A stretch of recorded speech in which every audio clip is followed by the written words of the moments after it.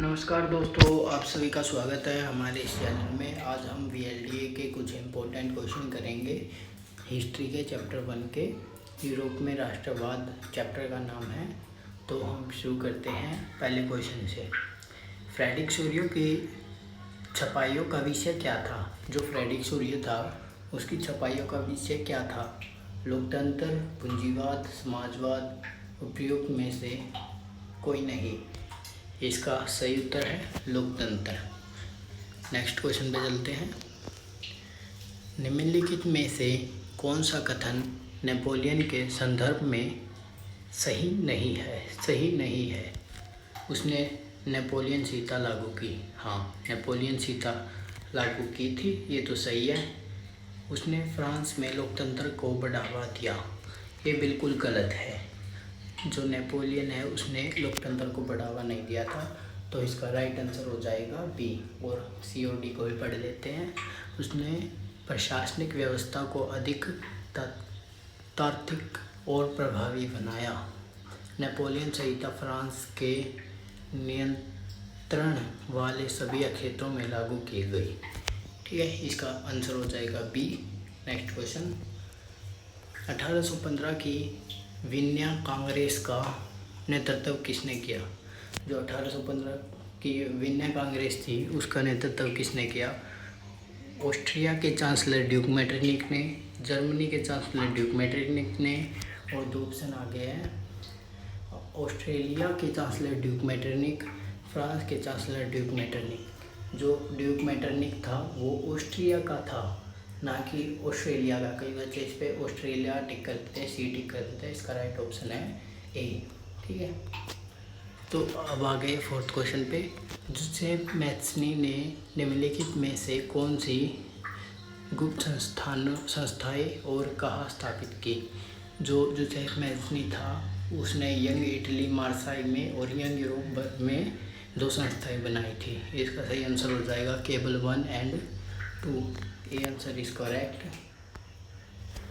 जब फ्रांस सीखता है तो बाकी यूरोप को सर्दी लग जाती है, यह किसने कहा था?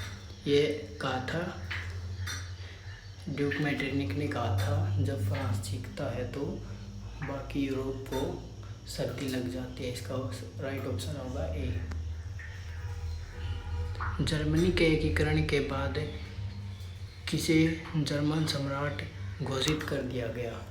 पर्शिया के राजा विलियम प्रथम, रूस के राजा विलियम प्रथम, प्रधानमंत्री ओटोमन बिस्मार्क, लेनिन। इसका राइट ऑप्शन है ए, पर्शिया के राजा विलियम प्रथम।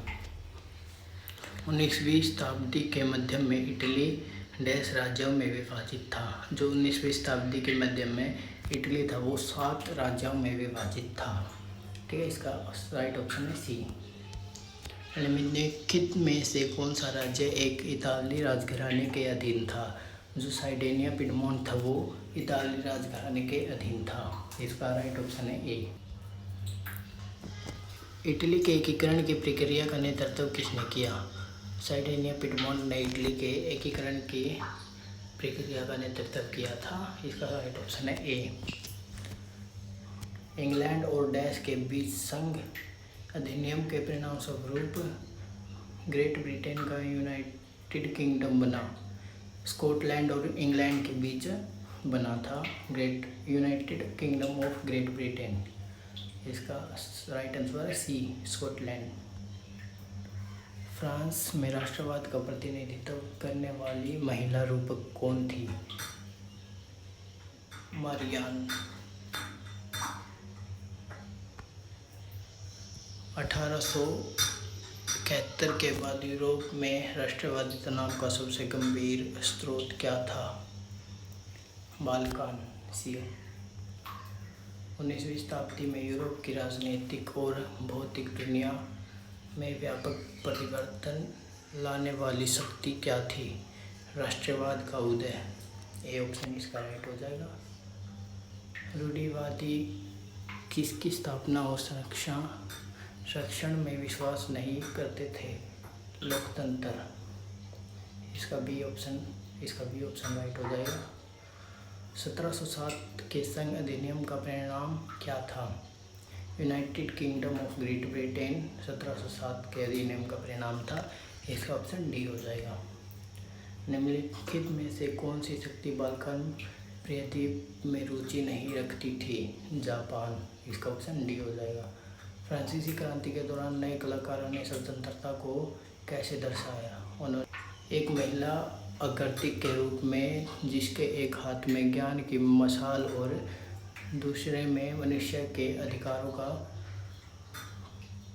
चार्टर था, ऐसे दर्शाया था। Option A is correct. Duke Metternich ने किसे सामाजिक व्यवस्था का सबसे खतरनाक दुश्मन बताया?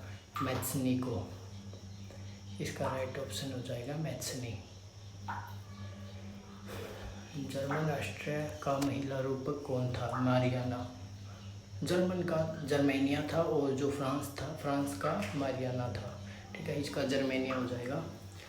हम किस संधि के ने ग्रीस को स्वतंत्रता राष्ट्र के रूप में मान्यता दी?